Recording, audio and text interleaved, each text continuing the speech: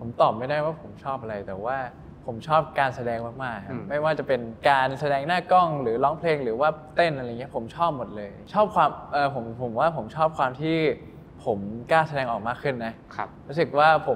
ผมเป็นคนขี้เขินขี้อายมาตลอดชีวิตเลยพอได้มาอยู่หน้ากล้องมันเขินอายน้อยลงครับเหมือนแบบว่าเหมือนทลายกำแพงตัวเองอะไรเงี้ยกับแฟนคลับดูแลแคร์โอ้ผมให้คำว่าผมรักพวกเขานะถึงแม้ว่าผมจะไม่เคยเจอหรือว่าเคยเจอหรือว่าผมจำไม่ได้รู้สึกว่าเราไม่ได้อยู่ตัวคนเดียวอะไรเงี้ยผมไม่รู้สึกเหงาเลยแล้วผมนี่แหละผมก็รู้สึกติดหนี้บุญคุณเขานะสวัสดีครับแฟนๆ GQ ครับผมโฟร์ ณ ัฐวัฒน์นะครับเท่าที่ทราบมาคือโฟร์เข้าวงการบันเทิงมาด้วยส่วนหนึ่งคือคุณแม่เป็นคนผลักดันใช่ครับก็ตั้งแต่เด็กเลยครับแม่ผมอยากให้เป็นดาราแบบตั้งแต่เด็กอะไรเงี้ยเขาก็จะคอยบอกผมว่าเนี่ยตอนเด็กๆเนี่ยแม่เนี่ยเปิดนิตยสารแบบว่าดาราดูอะไรเงี้ยเพื่อที่แบบว่าให้ลูกเนี่ยเกิดมาเลยนะแล้วหน้าตาดีอะไรอย่างเงี้ยเขาก็จะบอกแล้วทีนี้เขาก็จะพาผมไปแคสตั้งแต่เด็กเลยอย่างเงี้ยอย่างแบบอนุบาล3ก็จะพาไปแคสพวกโฆษณานมผงหรือโฆษณาอะไรที่เกี่ยวกับเด็กอะไรเงี้ยแล้วก็จะได้ไปเล่นนู่นนี่นั่นอะไรเงี้ยเขาจะเล่าให้ฟังแต่ที่ผมจำไม่ได้หรอกว่าผมไปทำอะไรบ้างที่จำได้ก็คือจะเป็นช่วงม.2 ครับช่วงประมาณ14-15นี่แหละผมเริ่มไปแคสเป็นโฆษณาแคสหนังอะไรเงี้ยแคสเยอะมากครับแต่ว่าไม่เคยได้ครับเพราะว่าผมเป็นเด็กขี้อายครับก็เลยเวลาไปแคสโฆษณาเขาจะให้แคสแบบ over acting ซึ่งผมไม่เคยทำได้เลยอะไรคนขี้อายตั้งแต่เด็กครับ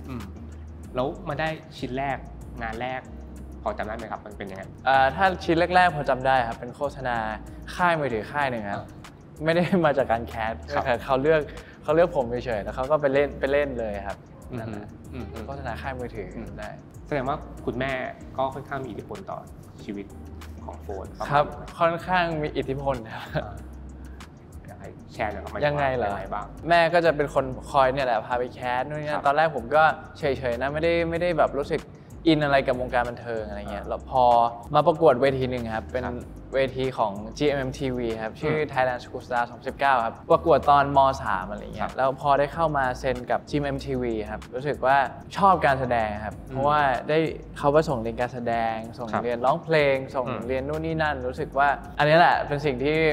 ผมอยากทำอะไรเงี้ยแล้วเป็นอีกหนึ่งความฝันของผมอะไรเงี้ยแต่จริงแล้วถ้าลึกๆโฟร์อยากทำอะไรหมายถึงว่าอยากทำอาชีพอะไรหรืออยากเป็นอะไรที่จริงผมเคยอยากเป็นนักบินตอนแรกจะเรียนนักบินนี่แหละแต่ว่าพอม.3 ปุ๊บได้เข้ามาวงการบันเทิงอะไรเงี้ยเริ่มรู้แล้วว่าตัวเองชอบอะไรอย่างเงี้ยแล้วก็เลยแบบเลือกสายการเรียนอะไรเงี้ยแต่ผมเลือกไปเรียนนิตินะแต่ว่ามันง่ายกว่าสมมติจะเรียนนักบินไปด้วยแล้วก็แสดงไปด้วยนี่มันต้องแบ่งเวลายากแสดงว่ารายการ Thailand School Star อะไรที่คุณประกวดเป็นจุดเริ่มต้นที่ทำให้ได้เข้ามาวงการบันเทิงอย่างจริงจังอะไรเงี้ยมันคุณเลยใช่ครับหนึ่งในจุดเปลี่ยนเลยครับก็พอผมจำได้แม่นเลยผมเข้าไปประกวดรอบสุดท้ายอะไรเงี้ยแล้วไปประกวดแล้วก็มีพี่ๆในค่าย GMMTV ชุดเก่าอะไรเงี้ยมาแสดงให้ดูอะไรเงี้ยแล้วรู้สึกว่าเขาเท่มากเลยแล้วพอผมออกไปเวทีใช่ไหมผมแสดงความสามารถพิเศษของตัวเองแล้วมีคนกรี๊ดเยอะมากแล้วผมก็เลยตื่นเต้นแล้วผมก็ดีใจว่าเฮ้ยอะไรเนี่ยเขากรี๊ดเราทำไมอะไรเงี้ยจริงๆจากเวทีนั้นกว่าคุณจะมีผลงานนี่คือมันใช้เวลานาน3 ปีครับ2-3 ปีครับถึงจะมีผลงานแล้วก็มีคนรู้จักมากขึ้นครับ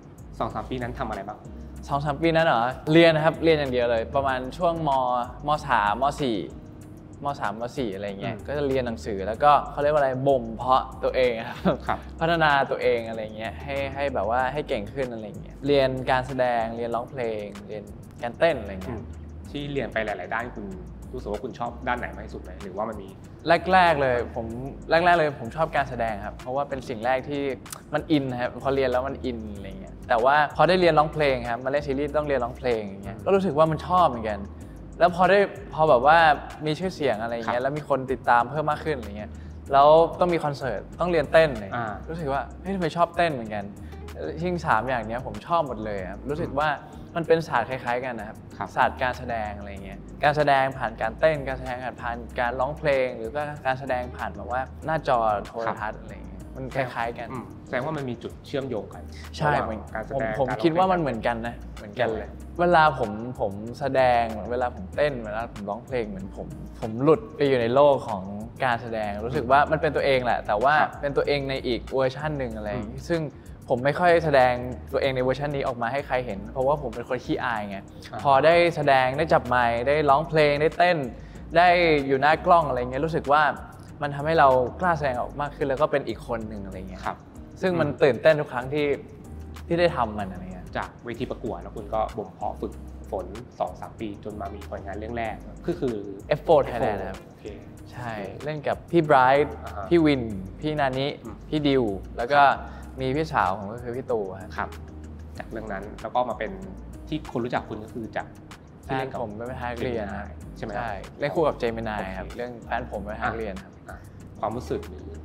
สิ่งที่มันเปลี่ยนไปหลัง โอ้ จากชื่อเสียงที่มันเข้ามาอะไรอย่างเงี้ย ผมดีใจมากเลยเพราะว่ามันเป็นความฝันของผมเลยครับก็แต่ก่อนก็ฝันว่าอยากตอนนั้นเห็นพี่ไบรท์พี่วินอะไรเงี้ย อ่า อุ๊ย ครับ อยากเป็นแบบเขาอ่ะมีแฟนคลับแล้วก็ร้องเพลงตามแล้วก็มีคอนเสิร์ตเป็นของตัวเองมีซีรีส์ที่แบบว่า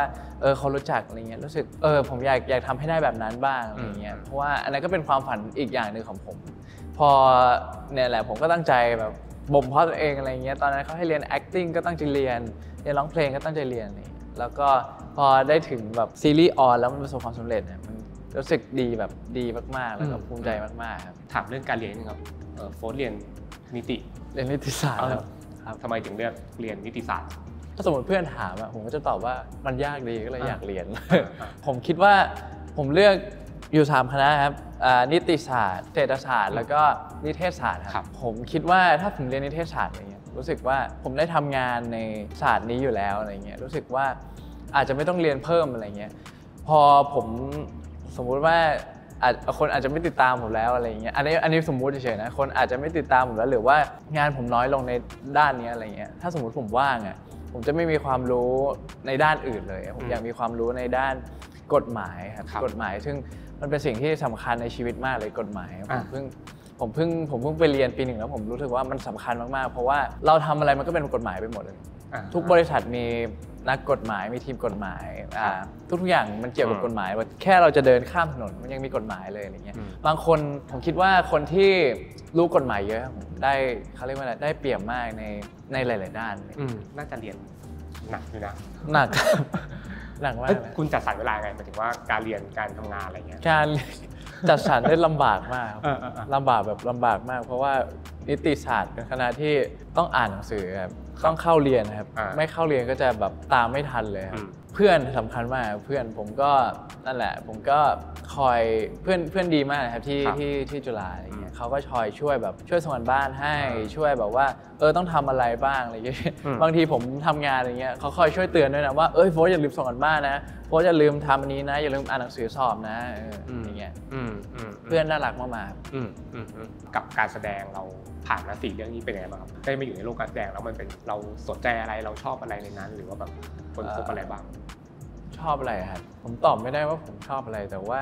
ผมชอบการแสดงมากๆครับไม่ว่าจะเป็นการแสดงหน้ากล้องหรือร้องเพลงหรือว่าเต้นอะไรเงี้ยผมชอบหมดเลยชอบความ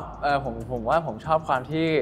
ผมกล้าแสดงออกมากขึ้นนะครับรู้สึกว่าผมเป็นคนขี้เขินขี้อายมาตลอดชีวิตเลยพอได้มาอยู่หน้ากล้องมันเขินอายน้อยลงครับเหมือนแบบว่าเหมือนทลายกำแพงตัวเองอะไรเงี้ยแล้วสิ่งที่ชอบอีกอย่างหนึ่งคือตรงๆเลยนะผมได้เงินจากการแสดงครับได้รายได้จากการแสดงรู้สึกว่าผมโชคดีมากๆที่ผมได้มีโอกาสทำงานตั้งแต่อายุยังน้อยอะไรเงี้ยแล้วได้มีรายได้ตั้งแต่อายุยังน้อยครับก็ได้จ่ายแบบค่ากินค่าใช้ค่าอยู่เองได้แบบได้รับผิดชอบตัวเองในทางด้านแบบการเงินอะไรรู้สึกว่ามันไม่ต้องไปรบกวนพ่อแม่ครับแล้วทำให้พ่อแม่รู้สึก